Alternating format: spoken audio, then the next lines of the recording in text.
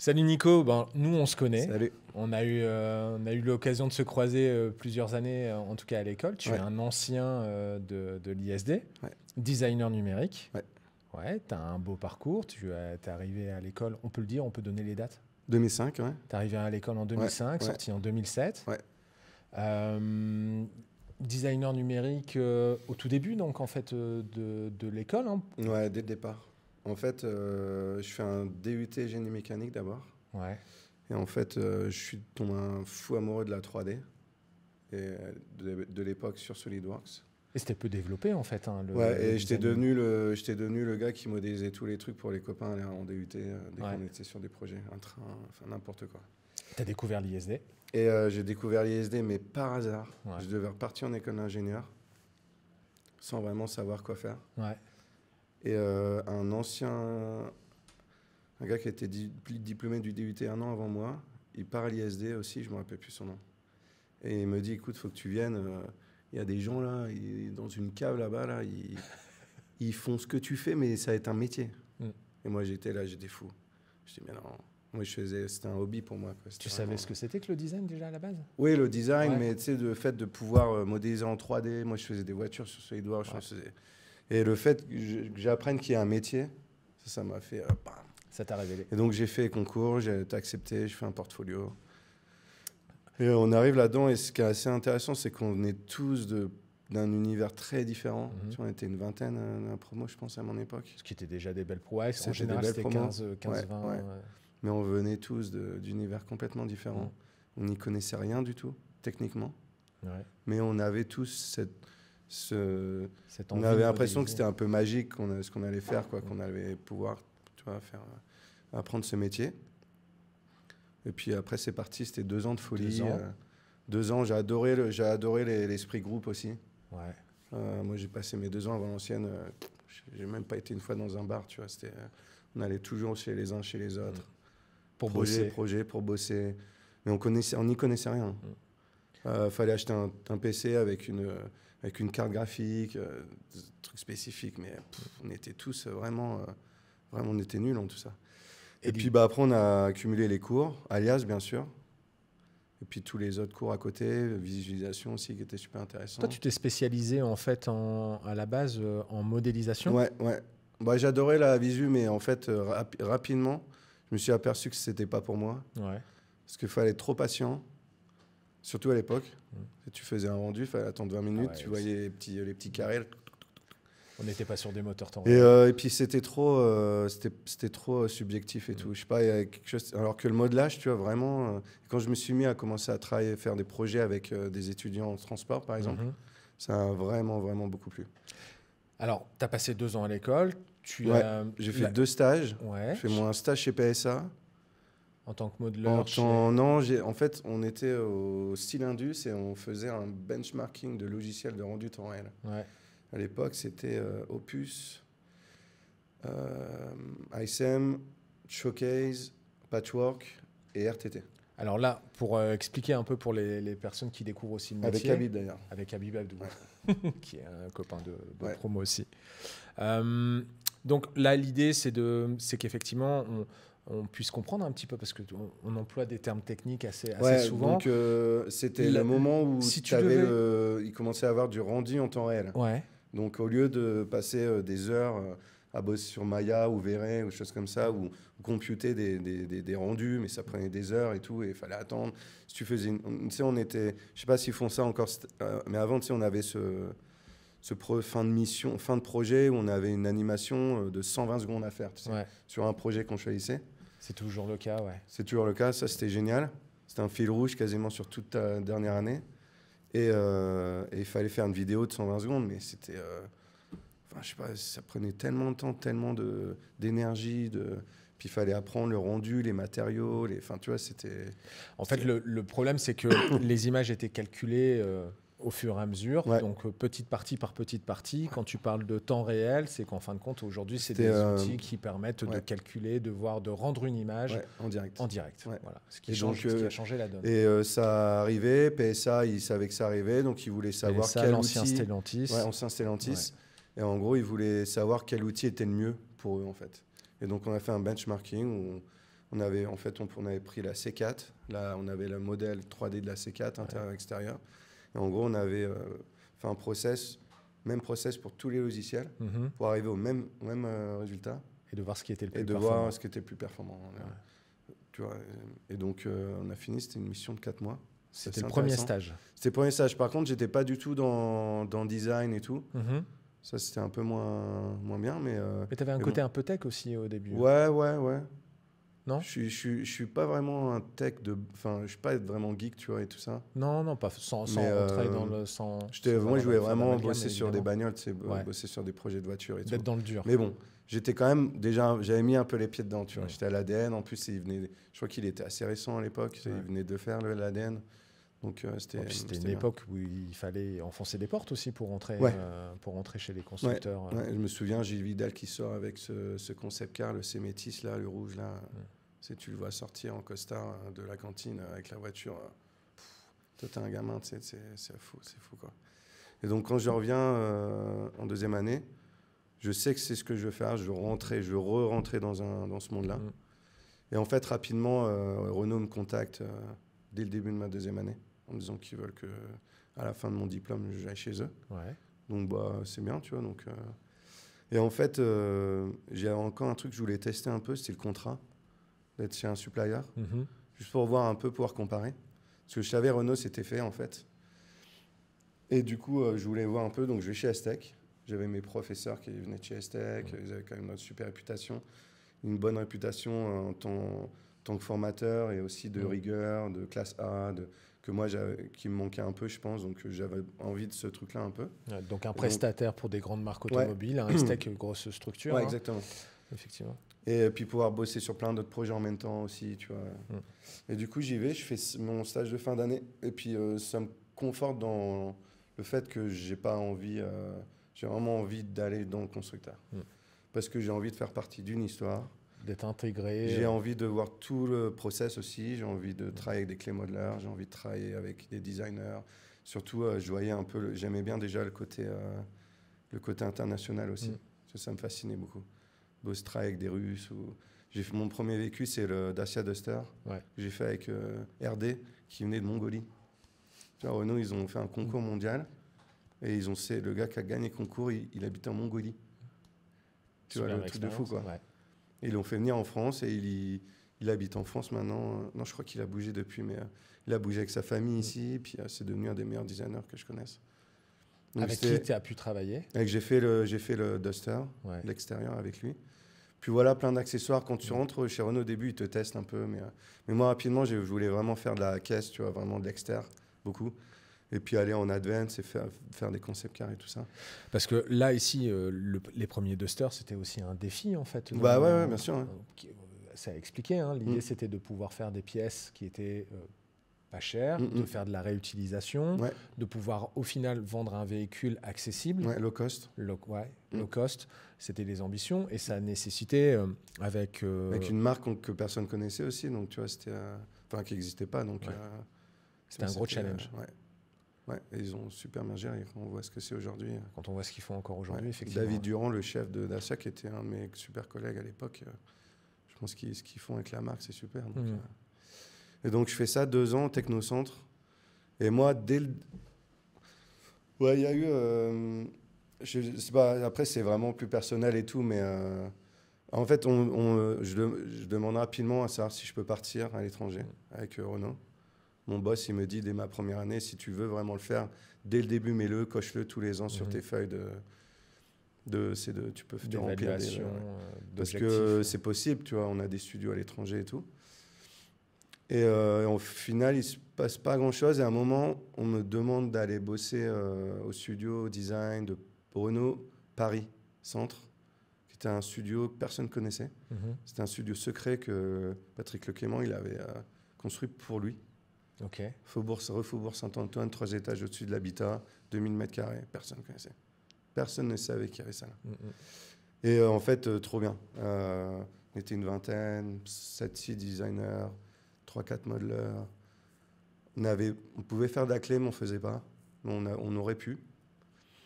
Et là, j'ai adoré. La clé qui est un argile de synthèse qui permet justement de sculpter un véhicule. Et qu'on chauffe, ça devient mou, on peut sculpter. À l'inverse de l'argile qui durcit en le chauffant.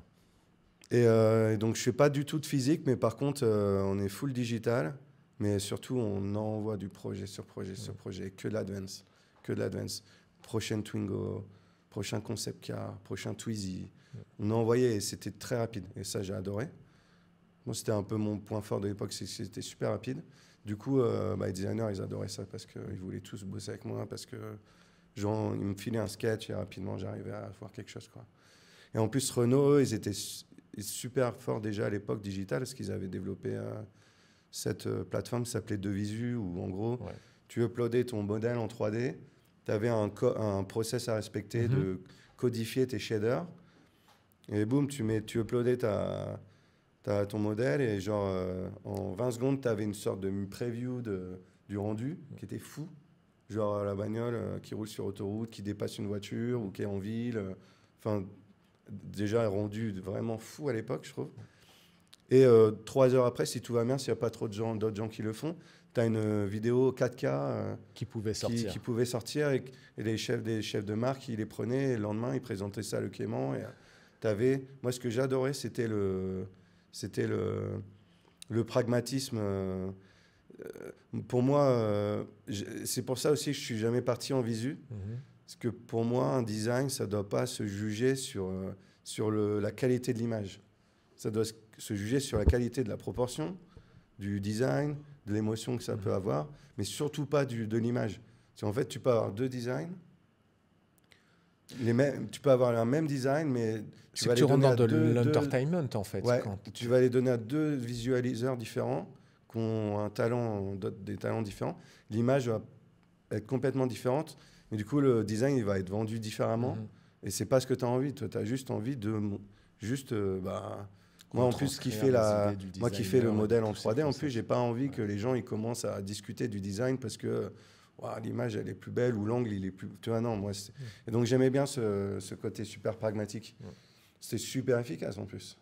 Et le chef de plateau, il était là, il avait ses 4 designers, il faisait bosser son modeleur, et puis, dans 3 jours, il faut finir le modèle, vous avez le soir pour uploader votre modèle. Le lendemain, moi, j'ai les 4 vidéos exactement les mêmes, même couleur de carrosserie, même roue, même tout. Et boum, et je monte ça sur un grand écran à Patrick Le Clément, puis après, il va choisir, tu vois. Patrick Le Clément qui fait partie de l'histoire de Renault. Il est parti quand j'y étais, quand j'étais à Bastia. Et c'est Lorenz qui est arrivé. Alors, tu as eu cette expérience Renault? Ouais, et donc, on ferme ce studio à Bastia, parce que Le Clément part, Lorenz Vandenacker arrive, lui, il va à tout prix rassembler tout le monde, parce qu'il veut recréer la DNA de Renault. Donc, oui, ça prend pas trop de sens d'avoir ce studio. Donc, on repart tous au Technocentre. Et là, après, c'est plus, c'est plus personnel, mais je ne sais pas si je vais rentrer là-dedans, mais c'est plus... Tu t'y retrouvais plus? Ou tu avais envie d'autre chose? Déjà, tu avais ce truc un peu de commute, de ville à Paris et tout, d'aller à Guyancourt, mais je veux vivre à Paris, ou tu vois, c'était un peu lourd, je trouvais. Et surtout,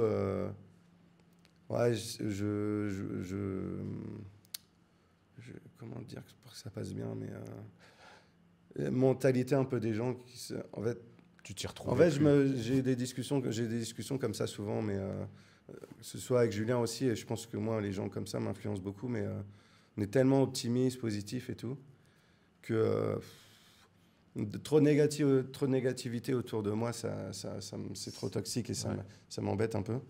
Et en fait, moi, j'ai toujours eu la sensation, je savais que j'avais un métier de fou, que j'adorais, que j'aime, vraiment.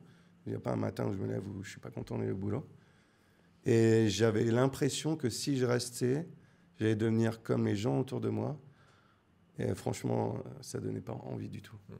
C'est des gens qui étaient là depuis 10-15 ans, qui se plaignaient tout le temps, qui étaient plus motivés parce qu'ils n'étaient pas bien payés. Enfin, en fait, donc c'est pas le métier, c'est vraiment... Je sais pas, j'essayais de me projeter, j'étais jeune en plus, mais j'avais 22 ans, 23 ans.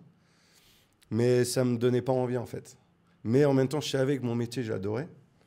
Et malheureusement, je savais que c'était quasiment le seul endroit en France où je pouvais le faire. Donc de là, à un certain moment, tu t'es dit, stop, c'est plus pour moi. Bah, c'est pas le métier, mais plus non, Renault. Pas le métier, mais plus Renault, la marque. plus en France, quasiment, tu vois. Ok, tu avais envie vraiment de quitter la France, tu as eu besoin de découvrir autre chose. En fait, c'est marrant parce que, tu vois, même quand j'étais à l'ISG, je me souviens, on cherchait des stages et j'avais des copains qui cherchaient des stages à l'étranger. Moi, j'ai même pas eu du tout l'envie ou quoi d'aller à l'étranger. Moi, déjà, Paris, c'était énorme. Tu sais, tu passes de petites villes de province à... Déjà, tu bouges à Valenciennes pour étudier, c'est fou. Là, tu vas à Paris en stage, c'est fou. Enfin, tu vois, c'est ton champ de... Le spectre qui s'élargit, quoi, tu vois. Et en fait, après, d'un point de vue personnel, c'est ce moment-là que je rencontre ma copine qui devient ma femme, qui devient la femme de mes 2 enfants, qui, elle, on adore, on bouge beaucoup, on voyage beaucoup. Et puis, à un moment, je lui dis, écoute, je pense que c'est le moment pour moi. Si je veux bouger, il faut qu'on bouge. Et elle me dit, OK, c'est parti, on y va n'importe où. Et c'est à ce moment-là où je rencontre le chef du design de studio du Brésil, qui s'appelle Vincent Pedretti, qui avait ouvert le studio Sao Paulo pour Renault, qui vient un été pour le salon d'auto, je crois, qui rentre en France. Et je le rencontre en soirée. Puis il me dit, je cherche exactement quelqu'un comme toi. Si tu veux venir, on va y arriver, quoi. Sauf que j'étais jeune et tout, il faisait pas trop d'expat pour moi, tu vois, c'était trop cher et tout ça. Du coup, il me dit, écoute, moi, j'aimerais vraiment que tu viennes. Par contre, ça va être contrat local. Tu viens avec ta femme et ça va pas être... ça va être un peu chaud, quoi, tu vois. Mais bon, moi, je te le propose, au Brésil. Et puis, franchement, nous, on était en mode, vas-y. Faut partir. Ouais, fallait que je parte, donc voilà. Donc, gros saut dans le vide, hein, clairement. Combien de temps là-bas 2 ans. 2 ans au 2 Brésil. ans. Donc, super studio, quasiment le même genre de studio dans lequel je bossais à Bastille. Très créatif. 20aine de personnes, très créatifs. On bossait sur les véhicules qui étaient vendus en Amérique du Sud. Adaptés, de l'adaptation. C'était des Dacia qu'on rebâtit en Renault, plus quelques concept cars qui ont bien marché d'ailleurs. Il y en a quelques-uns qui sont revenus à Paris où ils ont construit des trucs après. Donc c'est une super aventure. Déjà, je commençais déjà un peu à faire de management aussi, parce qu'il y avait une équipe de 4, on était 4 modeleurs. Et, moi, vu que je connaissais très bien la France, je connaissais le Devisu, je connaissais les gars sur place en France. Donc quand j'avais des problèmes de technique et tout, c'était moi qui lidait un peu tout ça. Et donc, c'est une super continuité. Et voilà. Et en fait, après, c'est plus attraper les opportunités quand elles arrivent. On ne sait jamais vraiment combien de temps. Je devais renouveler mon visa de 2 ans au Brésil. Et puis, en fait, je me fais contacter. Là, revient l'ISD beaucoup, c'est que, en fait, le réseau, les copains que tu te fais à l'école, on reste connecté, tout ça. Et en gros, ce qu'on se disait d'ailleurs tout à l'heure en déjeunant, c'est qu'on a des potes et des anciens partout dans le monde. Et ça reste quand même une communauté qui est assez soudée. Oui, carrément. Les anciens de l'école, en fait, même s'ils se perdent de vue, gardent le contact dans tous les cas. On peut recontacter. Moi, c'est pareil, quand j'ai l'occasion de voyager, je retrouve les copains de l'école un peu partout. Et en fait, c'est Pierre Fichet de Lavaux, avec qui j'ai fait mon projet de fin d'année. On a fait une voiture, un concept car, qui était lui chez BM, en intérieur. Et il m'appelle et il me dit, écoute, il y a un gars, un Belge, Pierre Leclerc, qui va t'appeler. Il monte une équipe pour aller en Chine et il aimerait te rencontrer. Et moi, direct, j'ai dit, mec, je suis au Brésil, je crois vraiment pas que je vais aller en Chine. Puis après, tu regardes, tu fais, c'est 11 000 km, mais de l'autre côté... Je regarde ma femme, elle me dit, ça peut être chouette et tout. Et donc, je rencontre Pierre en call et on s'entend ultra bien tout de suite. J'adore ce genre de personnes super honnêtes, super généreuses, très, très talentueuses aussi. Hein. Il a dessiné le X6, X5 pour BM, tu vois. Enfin, il a quand même un sacré background et tout. Et puis, on s'entend trop bien. Et puis, du coup, c'est parti, on y va. J'y vais même pas, moi. Donc, 3 ans. 3 ans. On monte une équipe. T'as Franck Levivier de l'ISD, t'as Olivier Molody de l'ISD, t'as Pierre Fischer de l'ISD, t'as Antoine Apiette de l'ISD. On est 5 copains d'école. On se retrouve tous avec nos femmes et enfants. Sur des débuts, où les premières marques chinoises, première marque chinoise qui s'ouvre à l'international, qui recrute des étrangers. En plus, Pierre, il fait très bien parce qu'en gros, il impose 2 choses.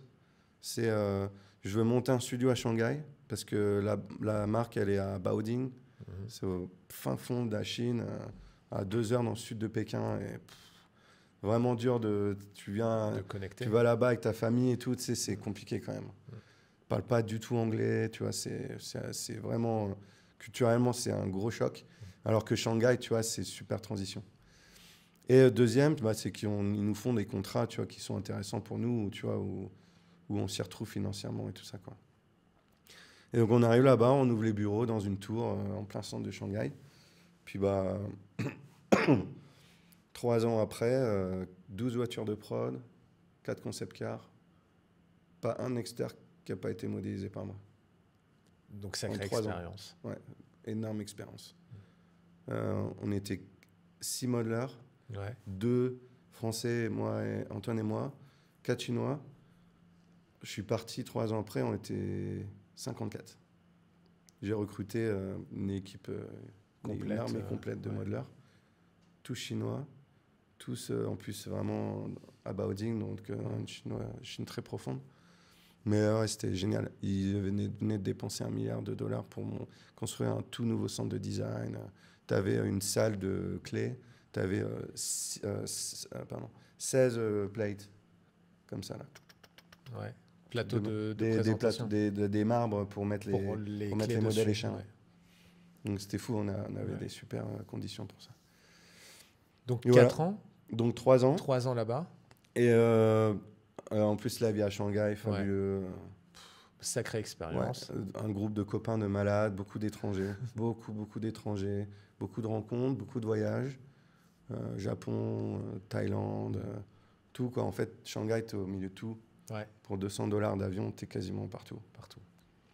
Et donc, franchement, c'est l'éclate. Hein. C'est l'éclate.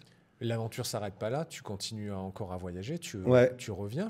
De mémoire, t'es revenu un peu en France. Non. T'es reparti. Non, on a fait un passage d'été pour avoir notre fille. Ouais. Parce que ma femme tombe enceinte. Et là, on se rend compte quand même, c'est pas l'environnement où on a envie d'avoir des enfants. La Chine, c'est très pollué, c'est trop bétonné, on fait trop la fête. C'est pas du tout l'endroit où on imagine on crée une famille en fait. Et donc ma femme tombe enceinte et du coup on fait il faut qu'on bouge. Et en fait, quand j'étais dans ce studio à Bastille, là, ça a fait beaucoup ce studio à Bastille parce que ça m'a rapproché aussi de beaucoup de gens. J'ai fait beaucoup de projets avec un designer extérieur, un des plus talentueux que je connais, qui s'appelle Thomas Fleuret. Oui. Et qui est de l'ISD d'ailleurs. Et qui est qui est revenu aussi en France en ce moment. Et en fait, lui, il est parti aux US quand moi je suis parti au Brésil. Ouais. Lui, en tant que contracteur au début. Et en gros, on se tient un peu au courant et tout. Et puis, un jour, je le recontacte. Parce que je savais que la Californie, c'était quand même un super endroit. Ouais. Tout pour les gens comme moi, parce que c'est plein de petits studios satellites, comme j'aime bien. Je fais beaucoup d'advance, beaucoup d'extérieur et tout ça. Et moi, c'est vraiment ce que je fais. C'est ma spécialisation, c'est l'externe. C'est balancer un externe. Tu me donnes un sketch et en histoire de 1 ou 2 jours, j'ai un modèle prêt à présenter. Tu vois. Force d'interprétation. Ouais. Ça, c'est d'ailleurs un point qui est d'ailleurs assez important aussi.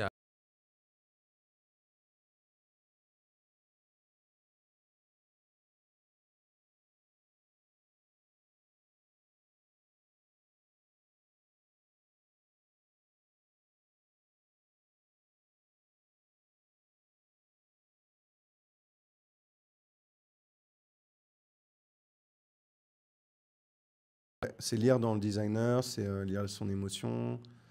C'est très humain au final comme métier. Il faut vraiment la personne à qui tu travailles, il faut vraiment bien t'entendre avec elle.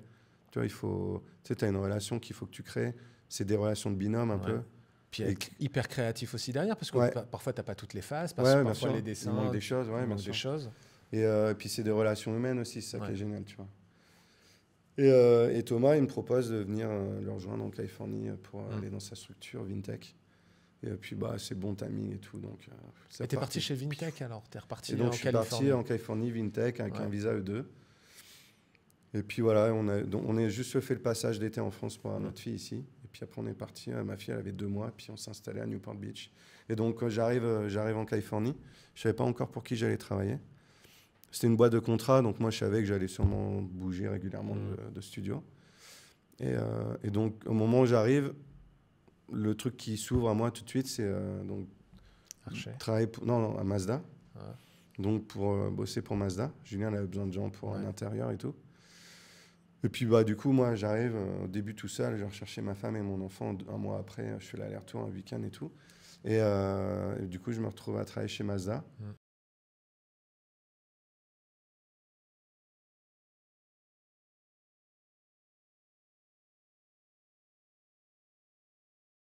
Super équipe et tout, et je m'y sens très bien, très rapidement. Puis surtout, une connexion qui se crée avec Julien, entre Julien et moi, qui est vraiment cool. Et en fait, j'ai jamais bougé de Mazda. Thomas, il me proposait tout le temps des nouveaux trucs, tout le temps. Mais en fait, je calculais toujours un petit peu les positifs et négatifs si je changeais. Et à chaque fois, je ne voyais pas assez de positifs. Il y avait trop de choses bien au studio. C'était à côté de la maison que j'avais achetée à Newport, au bord de la plage. L'équipe, elle était super. Mon boss était super. On s'entendait super bien. Julien, très talentueux designer en intérieur. Moi, j'avais fait très peu d'intérieur avant. Donc moi, ça me rechallengeait un peu aussi. Ça me prenait quelque chose que je n'avais pas fait avant. Puis je m'étais dit, je vais essayer d'aller aussi vite pour me faire un inter que je faisais des externes. Et on faisait beaucoup d'images. À l'époque, je faisais de l'image.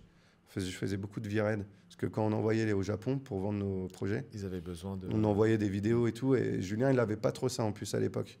On n'avait pas trop de visualisation et tout. Du coup, moi, j'étais arrivé avec mes petits talents en V-Red. Tu vois, ce que je pouvais sur V-Red. Et du coup, ça marchait bien. Et on faisait des inters en 2 semaines. On faisait une vidéo avec la musique qui allait bien et tout. Tout montait. Tout ça, tous les petits trucs que j'ai appris à l'ISD, en fait. Que tu as pu reproduire. Que j'ai pu reproduire. En fait, je faisais pas que de l'anime, tu vois. Je faisais vraiment tout. Et on a vendu, on a passé plein d'intérieurs à Mazda, comme ça. Et donc, voilà, 5 ans, je crois, j'ai fait. Ouais. Et puis après, quand Julien a décidé de partir rejoindre Archer, ça s'est fait un peu naturellement. Ça a mis un peu de temps pour des raisons en plus de contrat, parce qu'en fait, on ne pouvait pas m'embaucher parce que j'étais en contrat. Quand tu es en contrat dans une boîte, tu as un visa et tu es obligé de rester sous le visa et sous cette boîte-là. Et du coup, j'ai fait un petit passage chez Rivian de 3 mois. Mais rapidement, après, ça s'est fait. Puis j'ai rejoint Archer. Et puis voilà. Et aujourd'hui, chez Archer, tu es... Et donc, super. En gros, Julien me propose d'y aller. Il me donne les clés du digital. Et du coup...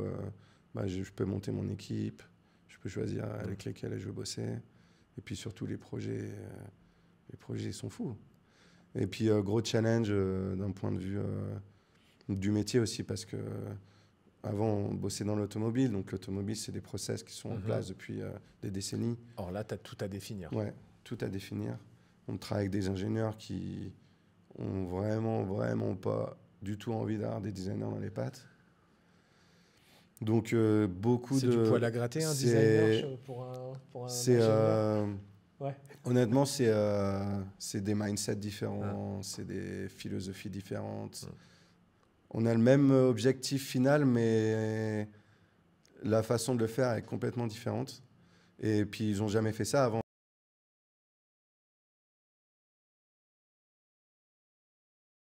C'est quoi ton process, d'ailleurs, je t'interromps, mais c'est quoi ton process justement pour amener, déjà un process de fonctionnement, comment tu t'y es pris pour amener un process de fonctionnement chez Archer, un pipe de production, de créa, et de faire la passerelle aussi avec les ingénieurs, parce que tu as dû découvrir tout ça.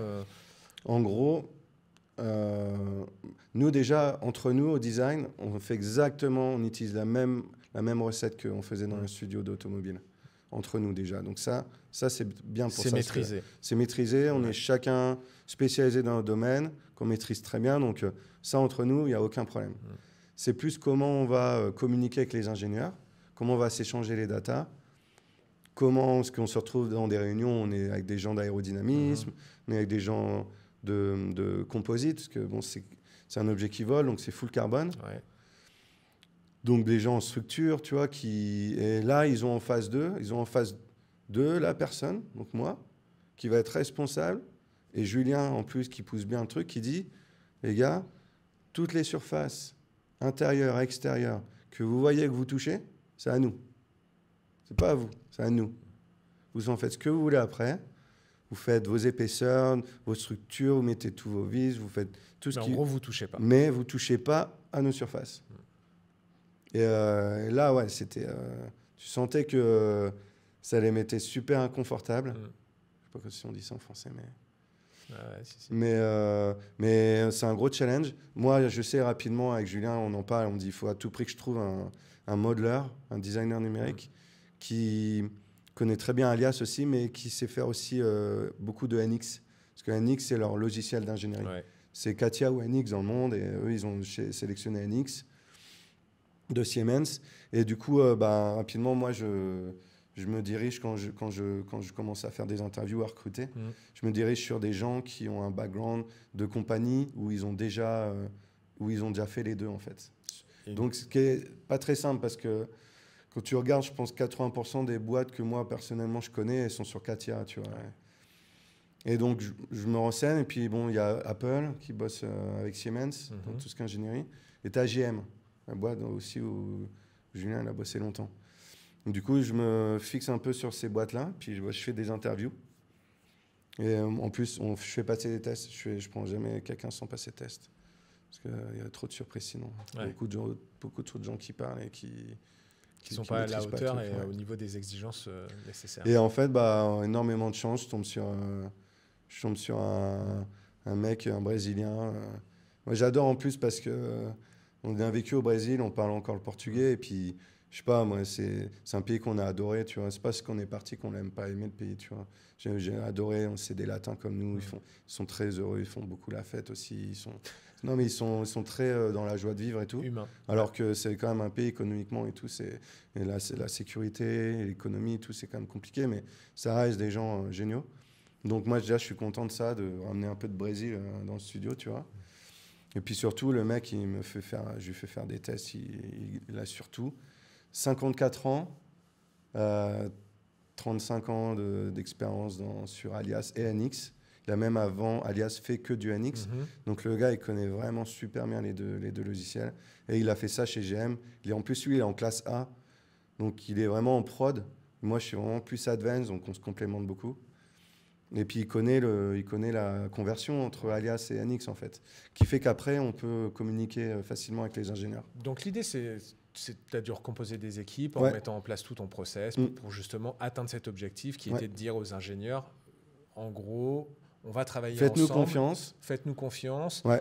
Vous allez déjà anticiper bon nombre de choses sur toute la partie production. Et après, si vous nous faites confiance, avec nos compétences en modélisation, avec notre savoir-faire, on va être capable de travailler ensemble, on va pouvoir aller plus vite, développer les idées et aller plus vite. On va pouvoir aller plus vite. C'est avec quelque chose de beaucoup plus intéressant en termes de surface aussi, puis juste en termes de design, tu vois. On voyait un peu ce qui se faisait un petit peu autour de nous.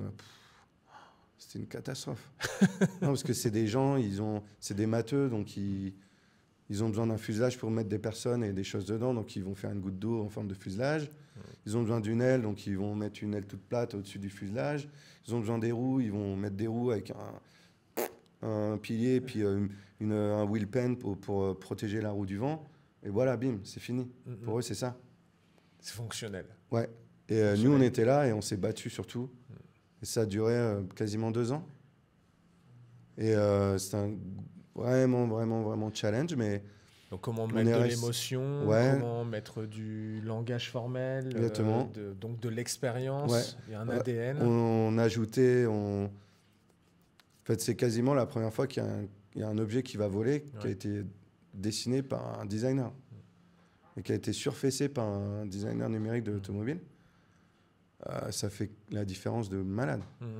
Quand on a fait quand on a construit le premier proto, qui volait pas, lui, qu'on avait construit pour présenter, on l'a mis sur le tarmac de l'aéroport de Palo Alto. La folie. Mais il y avait en background, c'était que des Cessna, des hélicoptères et tout. Voilà, tu avais notre Midnight là.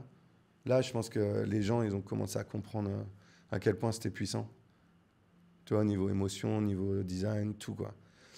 Et nous, on était contents parce qu'enfin, tu vois, on commençait à avoir la reconnaissance un petit peu, tu vois, de toutes ces années un peu, pas de galère, mais de tension. Où tu as dû serrer les dents et puis trouver des solutions, mettre en place de nouvelles choses. Et être résilient, en fait, sur beaucoup de sujets. Oui, bien sûr. Super résilient. Super résilient. Ça aurait été nous, ça aurait été encore bien différent, mais on s'est très bien débrouillé à la fin. On est très contents. Donc voilà. Et, puis j'ai recruté un autre Brésilien qui, lui, bosse du Brésil. Parce qu'on a une entité Archer au Brésil. Parce qu'on a beaucoup d'ingénieurs, beaucoup d'aéronautique au Brésil. Donc on a une entité là-bas. Et puis voilà, on est une toute petite équipe, mais j'aime bien, c'est très efficace. Moi, je suis beaucoup dans l'efficacité et on a chacun nos points forts. Et en fait, on est sur le même toute niveau. la chaîne. Moi, je vais modéliser rapidement des idées du lien. Et après, quand on doit aller plus loin parce que ça plaît, que ça va et tout, je balance ça à Hamilton. Lui, il met de la qualité et surtout, il met sûr que on peut après le convertir sur NX pour que les ingénieurs puissent l'avoir. Et en plus, après, j'ai mon Carlos qui est au Brésil, qui lui vraiment que engineering. Donc lui, il va s'occuper de faire la structure entre les pots, entre l'extérieur et l'intérieur. C'est lui qui va s'occuper de faire la structure sur NX. Donc on est super. On n'est pas beaucoup, mais on. Vous anticipez.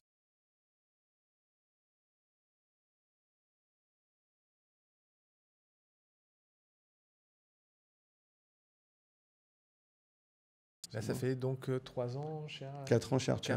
4 ans chez Archer. Ouais, j'ai fait 5 ans. Ouais, donc, ouais. Fais attention, Julien, parce que tous les 5 ans, il bouge. Non, j'ai fait 2 ans, 3 ans, 5 ans à Mazda et j'espère très longtemps Archer. J'espère très longtemps Archer. On le tient. On espère. Non, mais c'est génial. C'est une start-up, c'est la folie. Tu deviens addict Quand je pars en vacances plusieurs jours et que je travaille pas, j'ai un manque pas bien. énorme. Faut pas dire ça à ma femme, mais tu deviens addict. Et puis c'est tellement ouf parce qu'on fait plein de choses qu'on n'a jamais faites avant. On fait de l'architecture beaucoup. On fait d'autres produits de mobilité, des produits aussi, des gears, plein de choses. Donc c'est super intéressant. Honnêtement, je me suis posé la question parce que les gens me demandaient souvent, mais t'as pas envie de faire d'autres choses des fois que de faire juste de l'extérieur automobile. Et moi, j'étais là, mais non, c'est trop bien. Parce que ce qui est intéressant à la bagnole, c'est que moi, je voulais aller dans la voiture, déjà quand j'étais à l'ISD. Parce que pour moi, c'était le meilleur moyen de m'épanouir dans mon métier parce que tu fais des maquettes, tu les vois, c'est à échelle 1, c'est gros, ça se déplace. Donc, ça a de l'émotion. Et dans l'automobile, tu as les moyens surtout. De pouvoir le faire. Tu as des énormes moyens. Ça coûte très cher, mais ils le font. Du coup, tout ce que tu fais, tu le vois après. C'est ouf, quoi. C'est pour ça que je voulais la voiture. Et du coup, là, Archer, on continue dans cette lancée-là. Mais par contre, c'est intéressant parce qu'on fait beaucoup plus de choses différentes. Ouais, l'architecture aussi, c'est vraiment intéressant. Ce que j'entends, c'est vraiment, on en discutait avec Julien, c'est à la fois de la diversité. Il y a tout à créer. Donc au final, tu arrives avec, comme on le disait tout à l'heure, avec ton expérience, mais il y a tout à faire. Donc c'est hyper challengeant et valorisant, et c'est certain que ça a un début, mais dans ces cas-là, ça n'a pas de fin, et c'est ce qui fait qu'aujourd'hui, ce qui fait qu'aujourd'hui, en fin de compte, tu veux toujours être dans ce rythme. On sait qu'on est dans le début d'une ère, tu vois, d'une nouvelle ère. Comme je disais, c'est la première fois qu'il y a quelque chose qui va dans le ciel qui a été designé. Donc nous, on espère que c'est que le début. Et ouais, c'est une expertise que nous, on a ensemble et tout, et on est trop contents, quoi. Et tout ça, toujours dans la bonne ambiance. On est une super équipe, super humain. On est tous amis dehors du boulot. Voilà, j'ai le côté humain que j'aime bien toujours parler, parce que moi, ça me touche beaucoup, tu vois. Parce que je crois que quand j'allais au Technocentre tous les jours et que je serrais la pince à plein de gens que je connaissais pas, et j'entendais des gens se plaindre tout le temps autour de moi. Ça, je voyais bien que c'était pas trop moi, parce que moi, j'avais besoin d'intimité avec les gens, de connaître les gens aussi, de rencontrer des gens qui viennent d'autres horizons aussi, tout ça. Et donc, tu vois, ça, c'est un peu... ce que tu retrouves ici. Ouais. Merci, Nico. Ouais. Merci beaucoup. Je vous ai dit que ça allait être long.